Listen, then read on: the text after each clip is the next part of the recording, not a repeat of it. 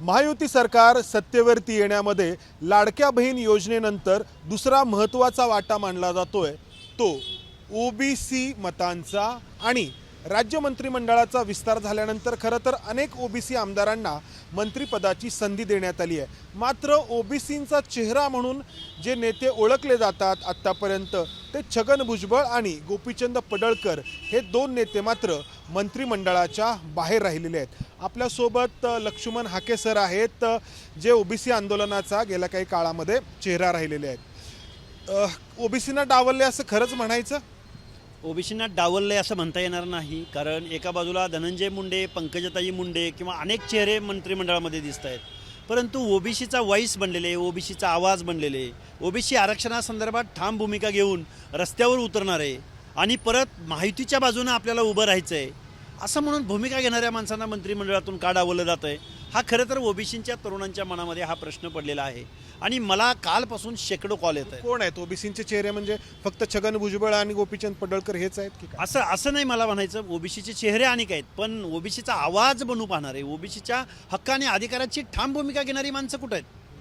मला वाटतंय हे असं का होतंय हे कळालेलं नाही, कारण भारतीय जनता पार्टी ओबीसींसाठी यांनी आंदोलन केलं असं तुम्ही म्हणता, ओबीसींच्या आरक्षणासाठी यांनी आंदोलन केलं, निश्चित आंदोलन केलं, भूमिका घेतली, त्याचे त्यांना त्रास पण सहन करावा लागला।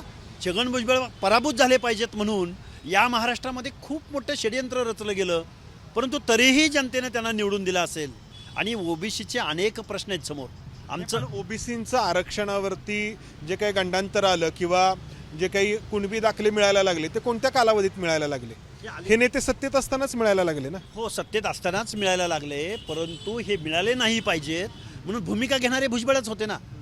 भूमिका घेणारे त्यांच्या भूमिकेचा काही उपयोग झाला का? हा, मला वाटतंय त्याचं प्रत्यंतर म्हणून ज्या जरांगे पाटलांनी ज्या महाविकास आघाडीला पूर्णपणे लोकसभा निवडणुकीमध्ये भूमिका घेतलेली होती, विधानसभा निवडणुकीमध्ये महाविकास आघाडीला आपल्याला निवडून द्यायचं आहे, 130 आमदारांचा आपल्याला सुपडा साफ करायचं आहे असं म्हणणारे जरांगेंनी काही महायुतीच्या उमेदवारांना पाठिंबा दिला होता, जसं की संभाजीनगरमध्ये भुमरे असतील। जरांगे पाटलांची भूमिका ही नेहमी एका जातीय भावनेमधून होती।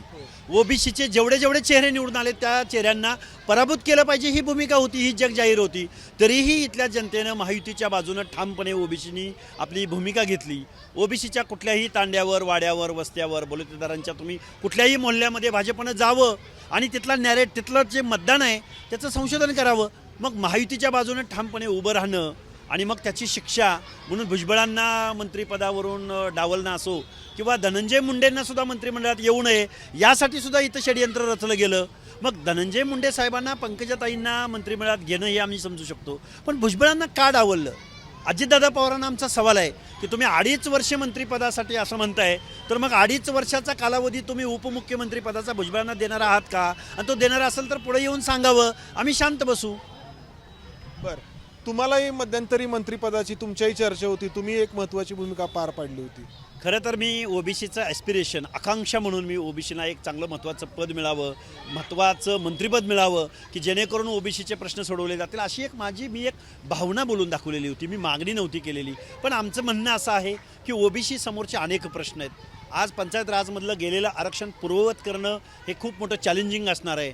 बोगस कुणब्यांचे दाखले आहेत, महायुतीला निधी उपलब्ध करून देणं आहे आणि ओबीसींच्या मनामध्ये विश्वास निर्माण करणं आहे। याच्याही पलीकडे जाऊन भावनिकच बोलायचं म्हणलं तर आजही बलुतेदारामधला एखादा मंत्री या महाराष्ट्रामध्ये होऊ शकत नाही। विधान परिषदेवर एखादा नाभिक, एखादा सुतार, एखादा लोहार, एखादा कुंभार, एखादा बेरड, एखादा रामोशी, एखाद्या भटक्या विमुक्त जाती जमातीमधली रिअर जाती आहेत, त्या जातींना आजही महाराष्ट्राच्या विधानसभेमध्ये पोचता येत नाही। यासाठी मला आंदोलन करायचं आहे। मला मंत्रिपद, विधान परिषद या गोष्टीमध्ये अडकणारा लक्ष्मण हाके नाही।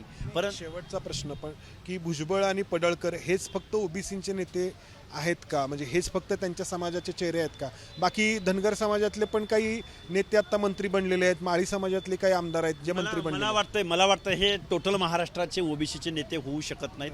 ते त्यांच्या कन्सिस्टन्सीमधनं निवडून येतात, ते त्यांच्या पक्षाला साजेशी भूमिका घेतात, ते ओबीसीच्या प्रश्नावर खुलून पुढे येऊन बोलत नाहीत। ते कसे ओबीसीचे चेहरे असू शकतील?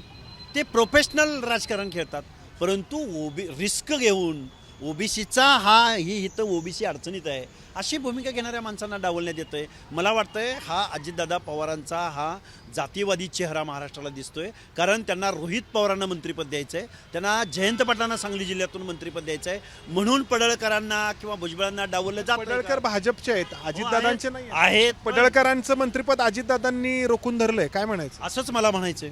अरे हो म्हणजे हो हो सांगतो. हे बघा प्रश्न असा आहे, फडणवीस अजितदादांचा एकूण पडळकरांना मंत्रिपद देत नाही असं आम्हाला वाटतंय. शेवटी कॅप्टन आमचे देवेंद्र फडणवीस आहेत. आम्ही देवेंद्र फडणवीसांना बघून ओबीसी कॅप्टन उपकॅप्टनचं कसं ऐकेल? बघा, ज्यावेळी खेळी खेळली जाते, ज्यावेळी मॅच चालू होते, त्यावेळी कॅप्टनच्या निर्णयाला महत्त्व असतं.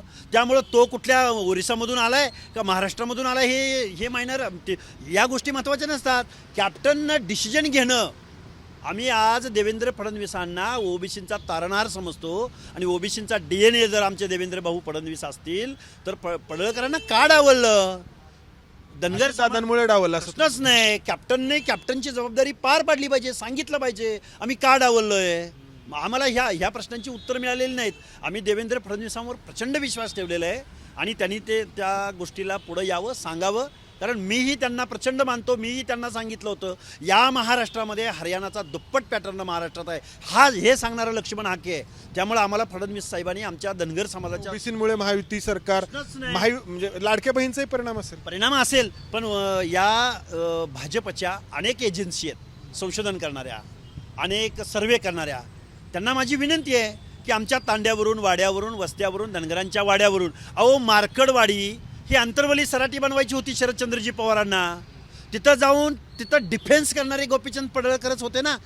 राहुल गांधींना त्यांचं मंत्रिपद म्हणून असं जर होत असेल तर ओबीसीनी सुद्धा निश्चित विचार करायला पाहिजे. शरद पवारांचं ऐकलं जातंय मंत्रिमंडळाचे ऐकलं जातंय. बघा, ज्या अजित पवारांनी दिवाळीला सुप्रियाताई सुळेंकडे जाण्याचं नाकारलं, त्याच अजित पवारांनी लवाजम्यासह शरदचंद्रजी पवारांना भेटायला जात आहेत. हे न उलगडलेलं कोड आहे. कॉमन मॅन, ओबीसी, लढायचं ओबीसीनी, लढायचं धनगरांनी, लढायचं ओबीसी मधल्या माधवनी. धनंजय मुंडेंना सुद्धा मंत्रिमंडळात घेऊ नका म्हणून षडयंत्र. इथला संभाजी भोसले नावाचा राजा तिथं जाऊन त्यांना घेऊ नये म्हणून म्हणतो. हे न उलगडलेलं कोड आहे. आणि फडणवीस साहेब, मला वाटतंय तुम्ही याला बळी पडू नका या लोकांना. आम्ही ओबीसी ठामपणे तुमच्या बाजूला उभा आहोत ना. मग तुम्ही त्याचं परतफेड अशी होते का? कॅप्टन म्हणून देवेंद्र फडणवीसांनी पुढे आलं पाहिजे आणि आमच्या ओबीसीच्या तरुणांना आश्वस्त केलं पाहिजे. धन्यवाद. तर राज्याच्या मंत्रिमंडळामध्ये छगन भुजबळ आणि गोपीचंद पडळकर यांना स्थान मिळालेलं नाही आणि ते अजित पवारांच्या दबावामुळे मिळालेलं नाही. मुख्यमंत्री देवेंद्र फडणवीस यांच्यावरती जो आहे असं हाके म्हणतायत, असं दावा ते करतायत आणि त्यामुळं अर्थातच याच्या प्रतिक्रिया उमटणार आहेत. कॅमेरामन राजेश बिडकर, समंदार गोंजारी, एबीपी माझा, पुणे. एबीपी माझा, उघडा डोळे बघा नीट.